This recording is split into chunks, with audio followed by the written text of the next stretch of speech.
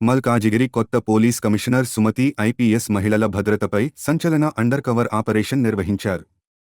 బాధ్యతలు చేపట్టిన రోజే అర్ధరాత్రి దిల్సుఖ్నగర్ బస్టాండ్ వద్ద సాధారణ మహిళల మారి పరిస్థితులను ప్రత్యక్షంగా పరిశీలించారు. ఈ సందర్భంగా సుమారు 40 మంది వ్యక్తులు ఆమె చుట్టూ చేరి అసభ్యకర వ్యాఖ్యలు చేస్తూ వేధించినట్లు సమాచారం. పలువురు మద్యం మత్తులో మహిళలను ఎలా వేధిస్తున్నారో ఈ ఆపరేషన్ ద్వారా బయటపడింది. ముందస్తుగా అప్రమత్తంగా ఉన్న పోలీస్ బృందాలు వెంటనే రంగంలోకి దిగి వేధింపులకు పాల్పడిన వారిని అదుపులోకి తీసుకున్నాయి. అనంతరం వారికి కౌన్సెలింగ్ నిర్వహించారు. మహిళలపై వేధింపులు చేస్తే కఠిన చర్యలు తప్పవని సిపి సుమతి ఈ ఆపరేషన్ ద్వారా స్పష్టం చేశారు.